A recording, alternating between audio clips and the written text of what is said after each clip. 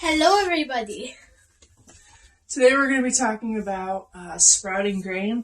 We were doing fodder, which is the process of growing grass for rabbits, in our case. Only we found that it was way too much work for the amount of rabbits that we had. We have a 36-hole rabbitry, and in spring, fall time, we get up to about 100 rabbits. And we just couldn't keep up with growing the grass. We didn't have space to grow the amount of grass that we needed. So now we do sprouting. So we use the same grain, and I have this grain bin that it's a nice one. It's from Tractor Supply. It's, the seed and feed airtight bin. And those are the grain. See the detail. Yeah. This is hard wheat seeds. It's just something that I'm able to get my hands on. I actually have to have it shipped here because nobody sells it locally. This is the measuring cup that we use. This is about a quart for us, and this works for enough for our rabbits. So depending on how many you have, you might want to change. So we feed them sprouted seeds every other day. So we have a constant chain of sprouting seeds happening. So the first step is we use the measuring cup filled to the top. And we have these 2-gallon buckets. These are garlic spread buckets from a bakery nearby. And we just pour them in. And then these seeds are then filled with water to cover them. So you can fill them up.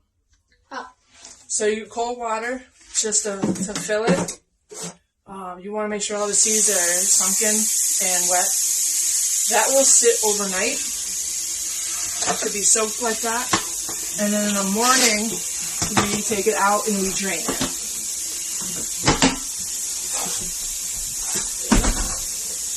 Good. Can I show them the finishing process? So, as you can see, they're just going to sit in soaked water. Nothing special. Just gonna chill. I make sure all the seeds are in the water. I try to push down any floaters.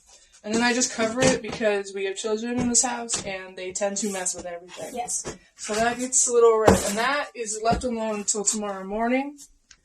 We have 2 more buckets that we use, same size, but they have holes drilled in the bottoms of it. I think I did our 1/4-inch drill with them. And what this does is I can take the bucket, I put it in the sink, I can pour these seeds into it. It rinses out the old water. And then I can re-rinse it again and put in new water. And then I set it, once it's drained completely in the sink, I set it on a towel over here to just dry up a little bit. And you can rinse them up to 3 times a day with cold water to help them grow faster. We usually have 2 buckets going with 1 bucket soaking. And I just take the buckets each morning, I put them in the sink, wet them, let them drain, put them back on the towel. And they stay there until they're ready to go. We have the finished product, which is what the rabbits will be eating. As you can see, it's a lot of roots. This here is actually a hunter's seeding, the plat growers for deer. So it's got oats, it's got clover. The rabbits actually didn't like this. The chickens liked it more.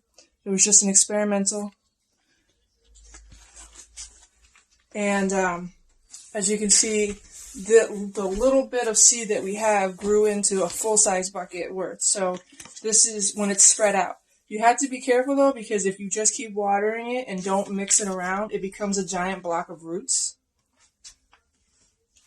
At least with this, you can give each rabbit a handful or whatever. That's usually what we do. We give each rabbit a handful. So that 1/4 size bucket turned into almost 2 gallons worth of sprouted seeds. And food. So, and they get this every other day. So their routine is complete feed on one day, sprouted grain the next. And occasionally we'll throw in oats with the sprouted grain to make it go even further. But usually those are during times that they really need it, especially litters. They love that kind of stuff. I have found this is safer for babies than feeding the grass. Don't get me wrong, they love the grass, but they were eating this no problem.